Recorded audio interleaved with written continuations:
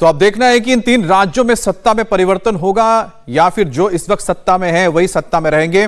अब से थोड़ी देर में जैसे वोटिंग शुरू होगी, जो वोटर्स हैं वो सबकी किस्मत बंद कर देंगे ईवीएम में। हेमंत बिश्व शर्मा की सीट पर क्या है आप देखिए, इनके सामने विदिशा नियोग को कांग्रेस ने उतारा है, दीपिका दास यहां पर इंडिपेंडेंट कैंडिडेट है।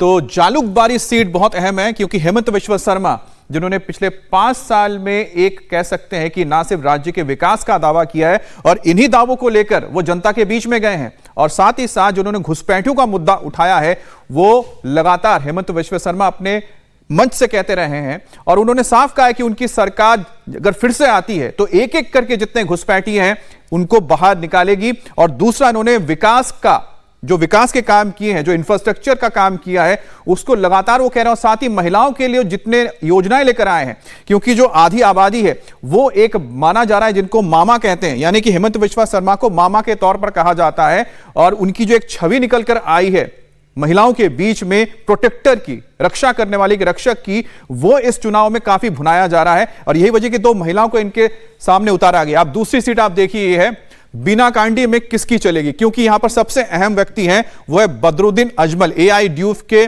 ये सर्वे सर्वा हैं, अध्यक्ष हैं। अब यहां पर एजीपी ने रजाउल करीम चौधरी को उतारा है और एजीपी यानी कि अहम गण परिषद यानी कि असम गण परिषद जो है वो एनडीए के साथ है, यानी कि बीजेपी के साथ है, और इनके तौर से शाहबुद्दीन मजूमदार को मैदान में उतारा गया है।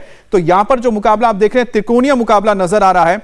और बदरुद्दीन अजमल जो लगातार कोशिश कर रहे हैं कि एक बार फिर से सत्ता में लौटे, क्योंकि इन्हें 2024 के लोकसभा इलेक्शंस में हार का मुंह देखना पड़ा था, हार का सामना करना पड़ा था। अब इनका मुद्दा यही है, वो है मुस्लिम वोट बैंक। जिस तरह से लगातार मियां का नाम लेके, यानी कि जो बांग्ला बोलने वाले मुस्लिम हैं जिनको बाहरी मानते हैं हेमंत बिश्व शर्मा, उन्हीं का नेतृत्व कर रहे हैं यहां पर बदरुद्दीन अजमल। और ये टक्कर जो आप देख रहे हैं कहीं ना कहीं एक मुस्लिम बनाम जो असम के मुस्लिम है, यानी कि लोकल, और जो बांग्ला भाषी मुस्लिम है, असम भाषी मुस्लिम है, उसको बनाया है यहां पर हेमंत बिश्व शर्मा ने। और यहां पर एनडीए की ओर से यानी कि बीजेपी की सहयोगी पार्टी अहम गण परिषद की ओर से शाहबुद्दीन मजूमदार को उतारा गया है। अब अगली सीट हम देखते हैं, ये बीना कांडी के बाद, क्योंकि बीना कांडी में एआईयूडीएफ को जो समर्थन मिला है, हालांकि कोई इनके बीच में गठबंधन हुआ नहीं है, लेकिन एआईएम का यहां पर समर्थन है। अब देखिए जोरहाट बहुत अहम है। गौरव गोगोई आप जानते हैं कि लोकसभा में उपनेता है और साथ ही साथ लोकसभा के सदस्य हैं, लेकिन अब वो किस्मत आजमा रहे हैं विधानसभा में। और चेहरा भी है ये कांग्रेस का जो गठबंधन है उसका चेहरा है। इनको हितेंद्र नाथ गोस्वामी इस वक्त टक्कर दे रहे हैं।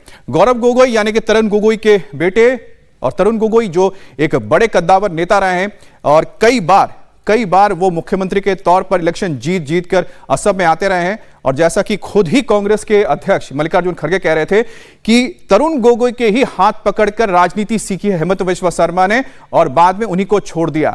अब जोरहाट से देखना होगा कि क्या तरुण गोगोई जो कि चेहरा है कांग्रेस का मुख्यमंत्री चेहरा, क्या वो जीत हासिल कर सकते हैं। अब हम एक और सीट की बात करेंगे, क्योंकि ये तो असम की हाई प्रोफाइल सीट की बात हो गई। अब त्रिशूर की तस्वीर दिखा रहे हैं आपको केरलम में, जहां पर आपको बीजेपी नेता सुरेश गोपीनाथ वोट देने पहुंचे हैं। अब शुरुआत हो चुकी है वोटिंग की। सबसे बड़ी बात है कि त्रिशूर को प्राचीन काल में त्रिशिवपेरूर कहा जाता था, केरला की सांस्कृतिक राजधानी है। लेकिन वोटिंग शुरू नहीं है, लेकिन सबसे पहले यहां पर गोपीनाथ पहुंच गए हैं, केंद्रीय मंत्री हैं। और सबसे बड़ी बात है कि बीजेपी ने जो एकमात्र सीट 2024 में लोकसभा में जीती थी, जो खाता खोला था, वो इन्हीं के जरिए खोला था। और यही वजह है कि उनको सम्मान भी दिया गया, उनको केंद्रीय मंत्री पद भी दिया गया। यहां पर